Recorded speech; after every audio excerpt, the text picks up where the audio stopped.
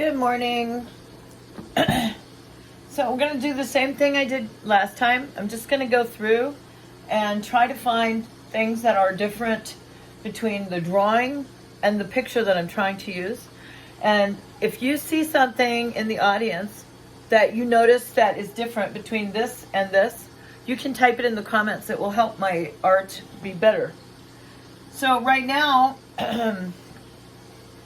my lighting isn't real good. I'm just going to fix the lighting a little bit. Okay, there we go. Okay. Now, this is Mikhail Botvinnik. He's a chess champion from the last century, from the 20th century. Okay. Now I'm finishing up.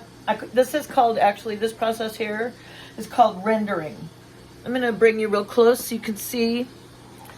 If you look real close at this, there's a smooth transition from the shadows in the face to the light parts of the face.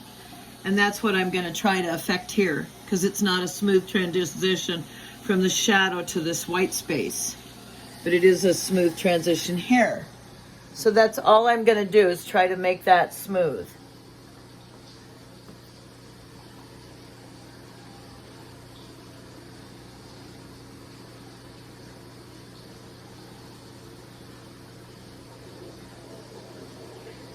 So if you can see, these are just, they look like little circles. This, when I rub the pencil around here, and I just go in small circles like this and fill it in.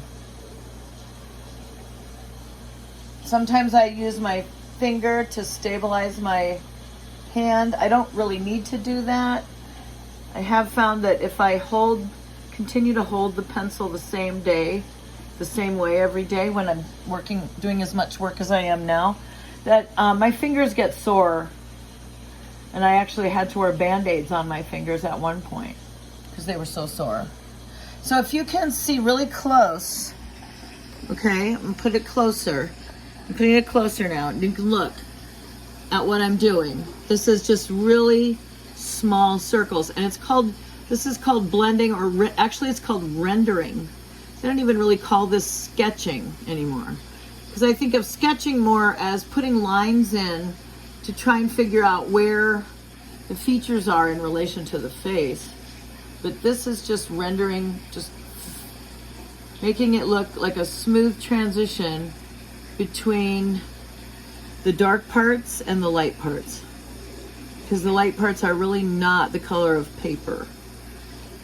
Some of the lightest parts in the picture can be left white, but it looks better if you can just put a tiny bit of blending stick on there. So right here, see, this part here is super light, but I'm going to put just a little bit of the shadow on it so that it looks more natural. Now I'm taking the pressure off because I want an absolute light touch. So I am holding the stick rather tightly, but I'm balancing with my pinky here, putting most of my pressure on the pinky rather than the blending stick. So my pressure is on the pinky as I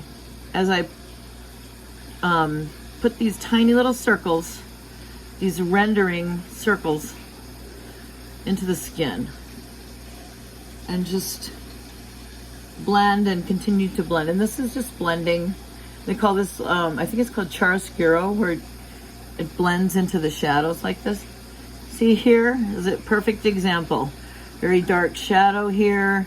We want to blend it gradually into this very light patch up above it, and it will look natural. Then we're going to put shadows in under the glasses. Here we're just darkening what's already there.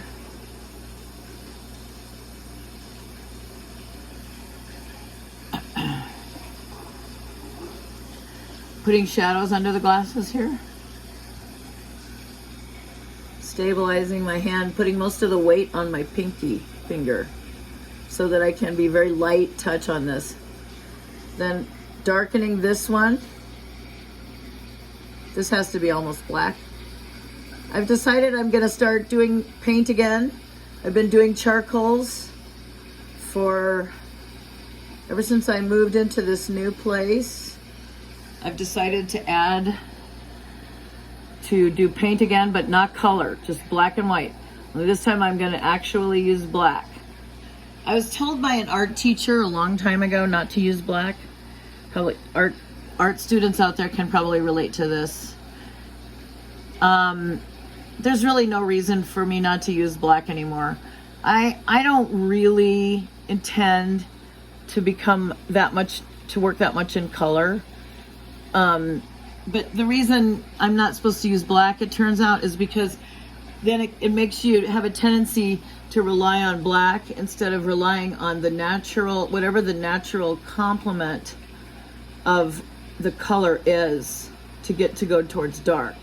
So in other words, if you have something that's reddish, in color, you want to add the complement of green to get darker rather than just adding black to get a darker tone or hue or whatever. So if I'm just doing black and white though, I don't need to worry about that anymore. Another thing I may pick up again is either monochromatic paintings or bichromatic. So using just two colors, like maybe purple and yellow or something. I might do that. But right now, I just really, color is a whole universe to learn. And I'm still not like an expert at just black and white, so definitely don't need to be.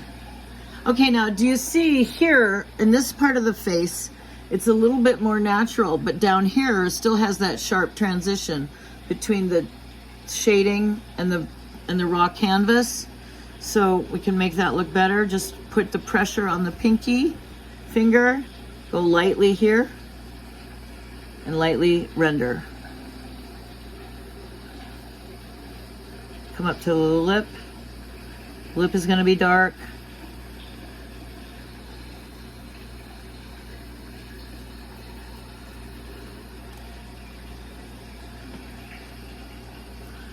And as it goes from this dark part down here, as it curves up, okay, the shadow gets lighter and lighter, and it gradually gets lighter to give that effect, the illusion of 3 dimensions.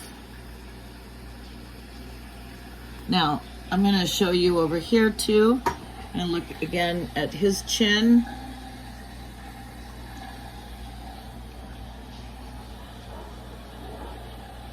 Okay.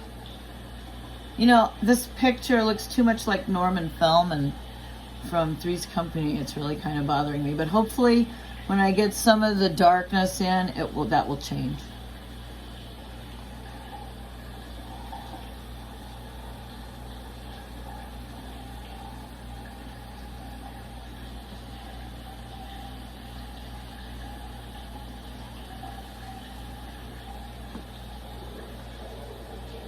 And you can see my fingers are beginning to make charcoal marks on the paper, which gives you a good idea of why I do not want my fingers touching.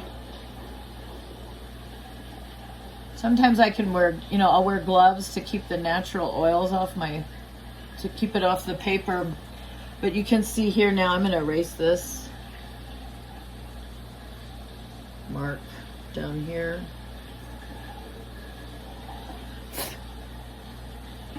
Okay, now let's look up here at this part, right in here. See, there's nothing here, so I'm going to put that shadow in. I've hinted at it, but it's really not filled out much. Okay, so we're going to,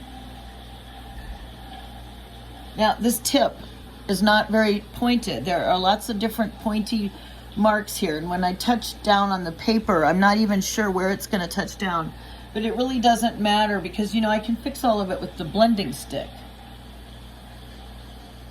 So if pencil marks get in the wrong place, no big deal. Oh, this guy looks like such a chess nerd. such a chess nerd. But, okay. Now this needs to, as you can see, this is darker here than I have it, so let's darken it. And I'm just about to 10 minutes, so I gotta stop for today. I'll be doing more of these tutorials. They're lots of fun. Thanks for watching.